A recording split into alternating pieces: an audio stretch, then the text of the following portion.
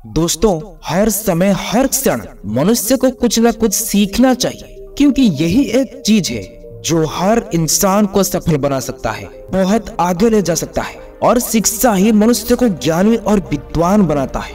सिर्फ शिक्षा के कारण ही व्यक्ति चालाक और समझदार बनता है। आप भी जानते होंगे कि अत्यंत शक्तिशाली व्यक्ति को भी हराया जा सकता है, परंतु एक चालाक और समझदार व्यक्ति को हराना तो बहुत मुश्किल है। इसलिए एक व्यक्ति को अपने जीवन में हर समय कुछ न कुछ सीखते रहना चाहिए। तो दोस्तों, इसलिए आज हम बात करेंगे 12 ऐसी पॉइंट्स के बारे में जिससे आपको आपके जीवन के बारे में बहुत कुछ सीखने को मिलेगा।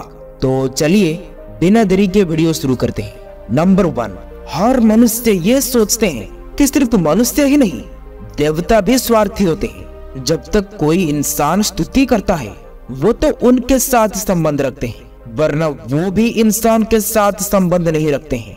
लेकिन चाणक्य इसे ठीक नहीं मानते हैं, क्योंकि ईश्वर तो कभी भी किसी का साथ नहीं छोड़ते हैं। चाहे कोई कितना पूजा क्यों ना करे, वो सबको एक समान देखते हैं और वो सभी का ध्यान रखते हैं। इसलिए हर मनुष्य को ईश्वर के जैसा व्यवहार करना चाहिए।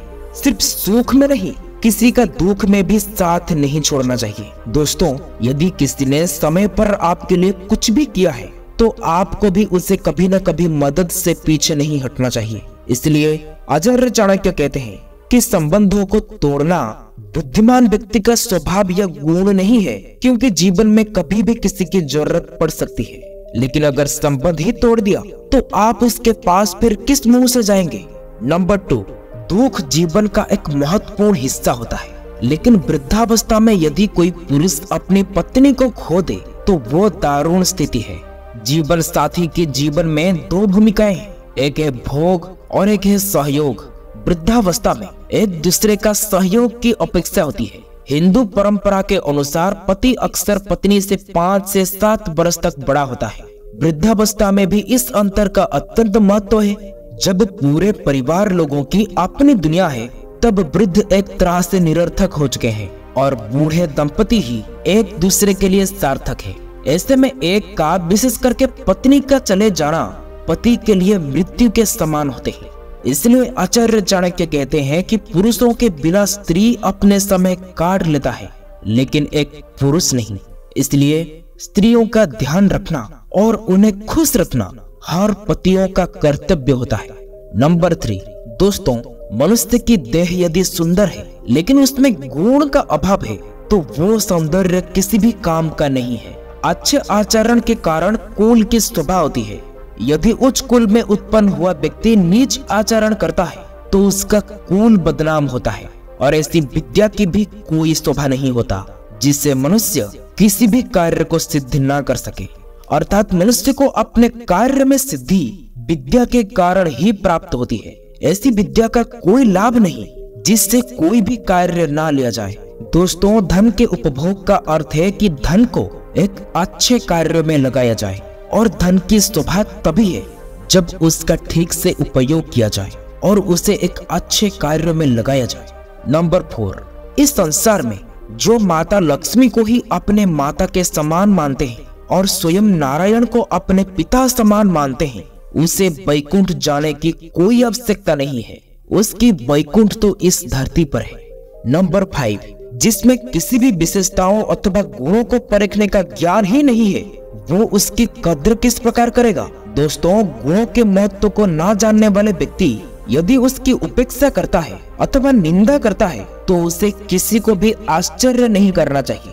वो तो जंगल में रहने वाला उस भूलनी की तरह है जो हाथी के मस्तक में उत्पन्न होने वाली मोतियों को छोड़कर घुंघचियों की ही माला धारण करती है। उसे तो इस बात का ज्ञान ही नहीं होता कि हाथी के मस्तक में उत्पन्न होने वाले गजमुक्ता कितने मूल्यवान होते हैं। इसलिए कहते हैं गुणों का मूल्य गुणी ही लगा पाता है।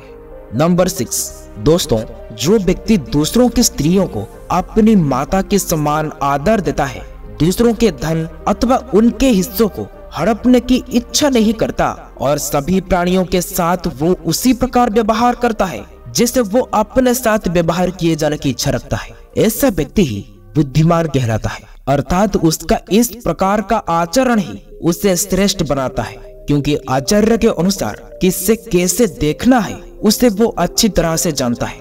नंबर 7, व्यक्ति सभी स्थानों से कुछ न कुछ जरूर सीख सकता है। उसे तो राजपुत्रों से नम्रता और सुशीलता, विद्वानों से प्रेम वचन बोलना, जुआरियों से मिथ्या भाषण अर्थात सही स्थिति का पता ना लगने देना और स्त्रियों से छल करना सीखना चाहिए। इस संसार में कुछ भी ऐसा नहीं है जो इस जीवन में उपयोगी ना हो, बस उसका सही समय पर और सही तरह से उपयोग में लाना चाहिए। मिथ्या भाषण और छल भी जीवन में उपयोगी होते हैं, लेकिन इनका उपयोग सिर्फ उन्हीं के प्रति करें जो आपको इनमें उलझाएं, क्योंकि कहते हैं कि लोहे को तो सिर्फ लोहे ही काटता है। नंबर 8, राजा, अग्नि, गुरु और स्त्री इनके पास हर समय नहीं रहना चाहिए, क्योंकि ऐसा करने से मनुष्य को हानि हो सकती है, परंतु इनसे दूर रहने से भी मनुष्य को कोई लाभ नहीं होता। इसलिए इनसे व्यवहार करते समय व्यक्ति को बहुत सोच समझकर बीच का रास्ता अपनाना चाहिए। इसी को मध्यम मार्ग कहते हैं। मध्यम मार्ग का अर्थ है कि व्यक्ति को किसी वस्तु अथवा विचार में ना तो अधिक लिप्त होना है और ना ही उसका सर्वदा परित्याग करना है। मध्यम मार्ग में दोनों छोरों का परित्याग करना पड़ता है और एक बीच का रास्ता अपनाना पड़ता है। गौतम बुद्ध ने इसी मार्ग को अपनाने पर बल दिया था। भगवान श्री कृष्ण इसे समत्व भाव कहते हैं। नंबर 9, जिसका हृदय प्राणी मात्र पर दया से पिघल जाता है उसे ज्ञान और मोक्ष प्राप्त करने तथा जटा धारण और शरीर पर भस्म लगाने की क्या आवश्यकता है। जिस व्यक्तियों के मन में प्राणियों के कष्टों को देखकर दया के भाव आते हैं उससे ज्ञान प्राप्त करने और मोक्ष प्राप्त करने के लिए तप करने की आवश्यकता नहीं है। चाणक्य ने मनुष्य के मन में दया के भाव को सभी धर्मों से ऊंचा स्थान दिया है। नंबर 10, गंदे कपड़े पहनने वाले, गंदे दांतों वाले और दांतों की सफाई न करने वाले, अधिक भोजन करने वाले, कठोर वचन बोलने वाले, सूर्य उदय होने तथा सूर्यास्त के समय सोने वाला व्यक्ति को लक्ष्मी स्वास्थ्य, सौंदर्य और शुभा त्याग देती है, भले ही वो भगवान विष्णु क्यों ना हो। नंबर 11, दूसरों के घर में जाने से व्यक्ति का सम्मान घटता है और वो छोटा होते जाता है।